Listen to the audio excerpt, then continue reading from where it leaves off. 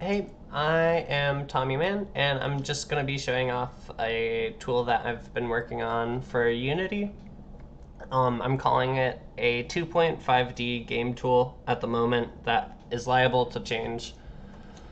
Yeah, let's get right into it. So if I press play, I have this character here. I just ripped the sprites from Klonoa Empire of Dreams just because I felt it might be nice to look at something a little more interesting than like a Unity cube or sphere for this example. And so if I move left and right, I I'm sure that you noticed that red kind of like curvy line when I was giving my intro. So yeah, you have a player that if you move left and right, it'll move that player across a curve, and I can jump and all that good jazz. I don't have a lot more implemented than that, just because it is very early in development. Um, I've just been kind of getting the groundwork set up so I can make a lot more progress in the future, but I think I have a good base. So, yeah, I have these green points, which are anchor points, and these blue points, which are control points. And so this tool uses Bezier curves to calculate what this like red line is. And so I can move these freely. It might be a little better if I show it like this. So I can move it freely like that. And if I click on it like that, I can move it along specific axes and whatnot.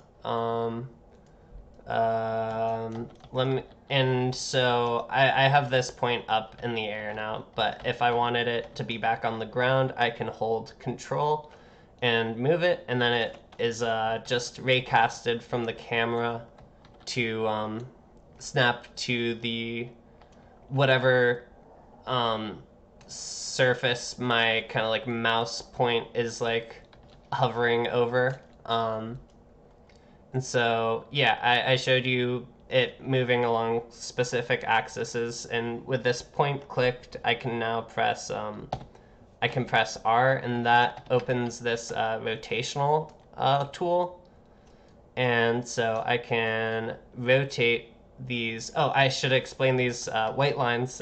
These white lines represent the normals to the curve, and so I can completely change how these normals work, or like I can change where these normals are facing, and so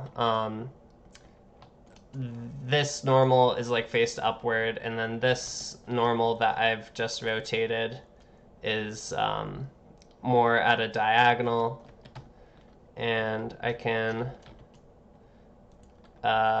make this one also at a diagonal.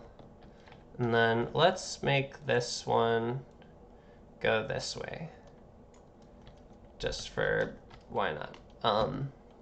And so if you don't know what normals are, this will be kind of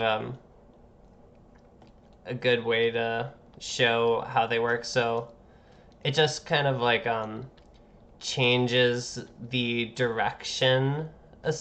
Like that's not the best phrasing, but the normals in this specific example are good for like if you wanted to change the normals.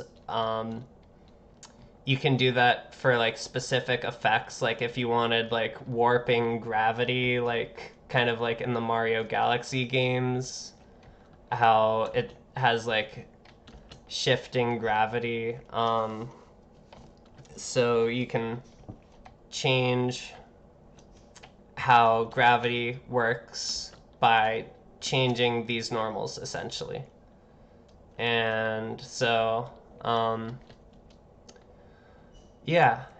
Um, one like because it's very early in development, I just have the camera directly attached to the player, but in my next development post, I plan to have a separate Bezier curve path that the camera will follow rather than just being directly attached to the player, so that can lead to more direct control over the camera for game makers, for game developers, and whatnot. And yeah, I think that's just about everything that I have to show with this. But yeah, have a great day.